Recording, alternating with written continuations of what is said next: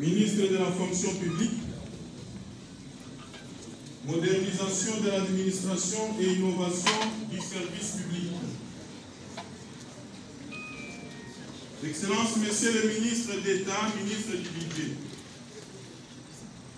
Excellences, Messieurs le ministre des Finances. Excellences, Monsieur le vice-ministre au Budget.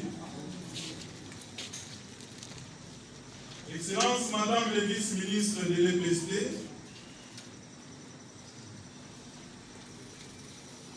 Messieurs les conseillers du président de la République. Messieurs les conseillers du Premier ministre.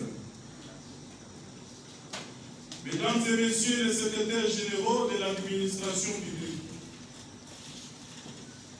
Monsieur l'inspecteur général de l'EPST. Monsieur, excusez-moi, Madame l'administrateur du territoire. Monsieur le directeur chef de service en cours de l'EPST. Messieurs les inspecteurs généraux adjoints de l'EPST. Mesdames et Messieurs, syndicalistes, distingués invités, tout protocole observé. Mesdames et Messieurs, il y a exactement un mois que nous nous sommes réunis à Vianoa, dans la commune de la Gomé à Kinshasa, pour discuter en vue de trouver des solutions aux revendications des enseignants peu avant la rentrée scolaire 2021-2022.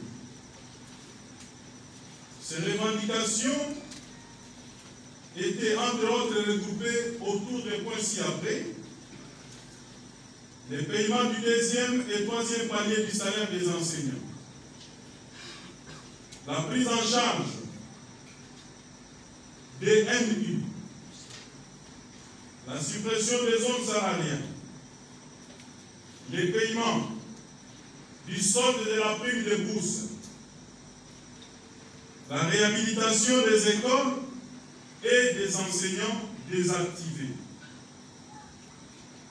Faute de consensus entre le gouvernement de la République et les bancs syndicats de l'EPST, les assises précitées ont été suspendues après 4 jours de débat. Aujourd'hui, nous voici encore une fois réunis autour d'une table pour les mêmes objets.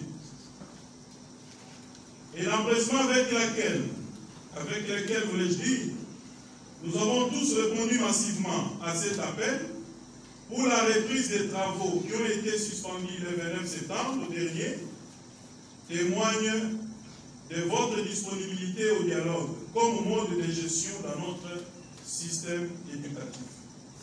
C'est ainsi que, sous l'impulsion de son Excellence, Monsieur le Président de la République et chef de l'État, je cite Félix-Antoine Tshisekedi Tshilombo, à qui je rends un hommage mérité. Le gouvernement Sama Lukonde est résolument engagé dans la concrétisation de la politique de la gratuité de l'enseignement primaire pour permettre non seulement à nos enfants d'accéder à l'école, mais de bénéficier aussi et surtout d'un enseignement de qualité.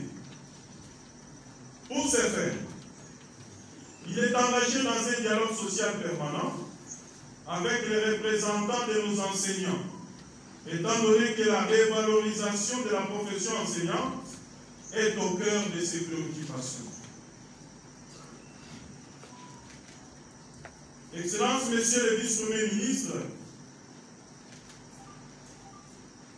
Excellences, Messieurs et Dames, ministres et vice-ministres, Mesdames et Messieurs, tout protocole observé.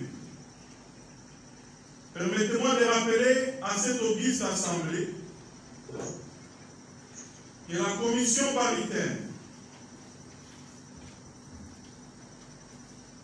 qui nous rassemble ce jour constitue un moment de dialogue avec franchise et sincérité entre nous en vue de trouver des solutions idoines aux problèmes qui empêchent l'atteinte des résultats. Pour cela, j'en appelle au sens des responsabilités et au patriotisme de chacun des participants, puisque la RDC sera engagée tant que nos enfants, qui sont l'avenir de la patrie, n'auront pas suivi convenablement les enseignements tels qu'inscrits au programme scolaire. Ainsi, étant donné que les enseignants désactivés pour absence ont été non seulement réhabilités, mais payés, l'arrêté interministériel instituant une commission permanente a été signé. Les assises de la commission paritaire sont relancées par le gouvernement pour assurer ses partenaires en guise de sa bonne foi.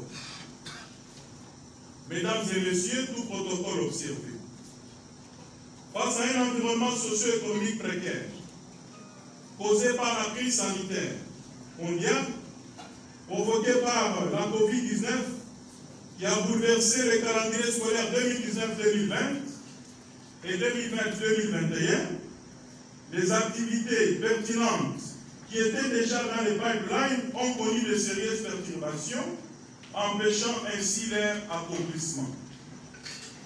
Pour cette raison, j'invite chacun de nous à prendre place à bord du bateau de changement de mentalité et de lutte contre les antivaleurs d'une part, et d'autre part, à faire preuve de patriotisme et de responsabilité en travaillant avec sagacité dans leurs analyses et recherche de pistes et de solutions en vue de consolider la gratuité de l'enseignement primaire et ipso facto accroître le niveau de la qualité de l'enseignement eu égard à la mission confiée au ministère de l'EPSI.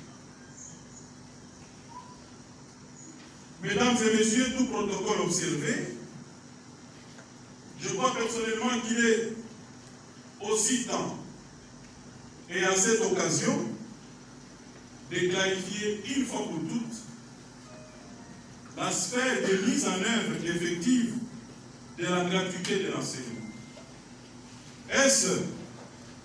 C'est au niveau primaire où cela a été étendu jusqu'à l'école des bases.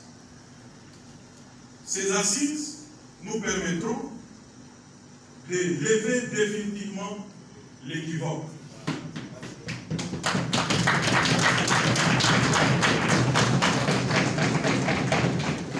Avant de clore mon propos, je voudrais relayer la préoccupation du gouvernement, et tout à l'heure, le vice-premier ministre, ministre de la fonction publique, représentant le premier ministre,